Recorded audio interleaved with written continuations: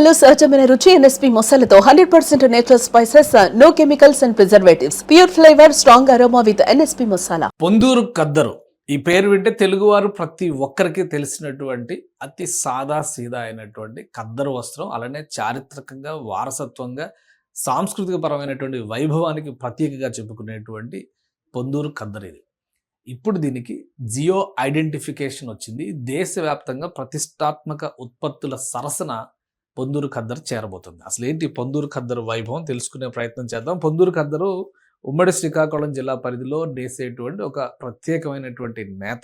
ఈ నేతకి ఎప్పటి నుంచో ఆదరణ ఉంది. అయితే జియో ట్యాగింగ్, జియో ఐడెంటిఫికేషన్ కోసం కొన్ని ప్రొసీజర్స్ మొదలుపెట్టిన తర్వాత దాదాపుగా దశాబ్దాలుగా దీనికోసం ప్రయత్నం చేస్తూనే ఉన్నారు. ఇన్ని దశాబ్దాల నిరీక్షణకు ముగింపు పలుకుతూ జియో ఐడెంటిటీ రిజిస్ట్రీ ఫైనల్గా పొందూరు ఖద్దర్కి జిఐ ట్యాగింగ్ని మంజూరు చేసింది. దీనికి సంబంధించినటువంటి సర్టిఫికేట్ కూడా బయటకు వచ్చింది. ఇది దేశవ్యాప్తంగా ఇప్పటివరకు బాస్మతి రైస్ కానీ, డార్జిలింగ్ తేయాకు కానీ, అలానే కంచి పట్టు వస్త్రాలు, మైసూర్ సిల్క్స్, మైసూర్ శాండిల్స్, వీటికి సంబంధించి మన తెలుగు రాష్ట్రాల్లో అయితే పోచంపల్లి చీరలకి, ఇట్లా కొన్నిటికి జియో నిర్మల్ బొమ్మలకి, వీటికి జియో ట్యాగింగ్ అనేది లభించింది. ఇప్పుడు పొందూరు ఖద్దర్కి కూడా ఆ గౌరవం దక్కింది. దానికి సంబంధించినటువంటి సర్టిఫికేట్ ఇది. దీన్ని షేర్ చేస్తూ కేంద్ర మంత్రి రామ్మోహన్ నాయుడు కొన్ని వ్యాఖ్యలు చేశారు. ఒక శ్రీకాకుళం జిల్లా వాసిగా ఆయన గర్వపడుతూ చెప్పినట్టు, గర్వించదగ్గ క్షణం, ఎన్నో సంవత్సరాల నిరీక్షణ, అవిశ్రాంత కృషి, లెక్కలేనన్ని సమావేశాలు,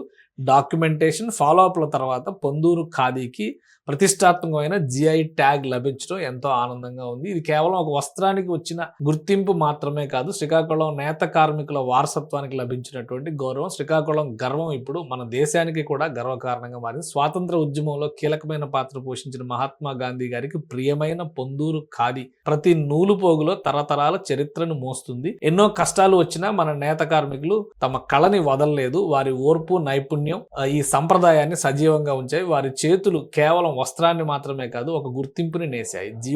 జిఐ ట్యాగ్ సాధనలో అండగా నిలిచిన ఖాదీ అండ్ గ్రామీణ పరిశ్రమల శాఖ కమిషన్కు ప్రత్యేక ధన్యవాదాలు. తరతరాలుగా కళను కాపాడిన నేత కార్మికులకి ఈ గౌరవం అంకితం. జిఐ ట్యాగ్ వారికి గుర్తింపుని మరింత బలోపేతం చేస్తుంది, వారి జీవనోపాధిని మెరుగుపరుస్తుంది, పొందూరు ఖాదీకి ప్రపంచ స్థాయిలో వైభవం తెస్తుంది. ఇది సర్టిఫికేట్ ని కూడా ఆయన షేర్ చేశారు. అయితే ఈ సర్టిఫికేట్ కి ఒక ప్రత్యేకత ఉంది. ఈ సర్టిఫికేట్ వచ్చిన తర్వాత ఇందులో కూడా కొన్ని అంశాలని విశ్లేషించారు. అవి కూడా మనం ఒకసారి చూద్దాం. ఇందులో ఇన్ క్లాస్ 23, 24, 25 3 రకాల కేటగిరీలకు పొందూరు ఖాదీలో జియో ట్యాగింగ్ వచ్చింది. అంటే కేవలం పొందూరు ఖాదీ వస్త్రానికి మాత్రమే కాదు, దానికి సంబంధించినటువంటి దారాలకు కూడా జియో ట్యాగ్. క్లాస్ 23లో ఉన్నటువంటి దారాలకి జియో ట్యాగింగ్, టెక్స్టైల్ యూజ్ కోసం, వస్త్ర పరిశ్రమలో ఉపయోగించేటువంటి అవసరాల కోసం చేసి దానికి దారాలకి ట్యాగింగ్ వచ్చింది. టెక్స్టైల్ అంటే టెక్స్టైల్ బేస్డ్ గూడ్స్ అంటే క్లాస్ 4లో ఉన్నదానికి జియో ఐడెంటిఫికేషన్ వచ్చింది. క్లాస్ 25 ఇవి వస్త్రం అవుతుంది అనమాట.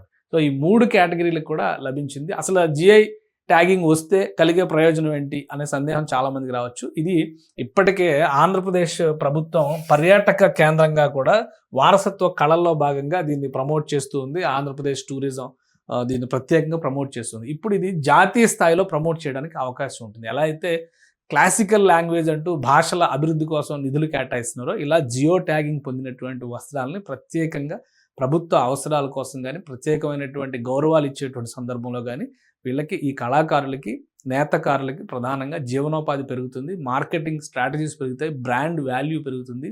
దేశంలోనే కాదు ప్రపంచవ్యాప్తంగా కూడా ఒక గుర్తింపు వచ్చేటువంటి అవకాశం ఉంది. ఇలాంటి అరుదైనటువంటి చేతి వృత్తుల్ని గుర్తించి జియో ఐడెంటిఫికేషన్ ఇవ్వడం అనేది ఒక ప్రముఖమైనటువంటి చర్యగా ఈ మధ్య కాలంలో మారింది. గతంలో ఈ ఇండస్ట్రీస్కి సంబంధించి ఎట్లయితే ISO 9000 సర్టిఫికేట్లు ఇవ్వడం అనేది ఒక ఆనవాయితీగా వచ్చిందో, జియో ఐడెంటిఫికేషన్ అనేది ఒక ప్రత్యేక గుర్తింపుగా ఉంది. సో నేత కార్మికులకి ఖచ్చితంగా ఇది మేలు చేసేటువంటి చర్యగా భావించవచ్చు.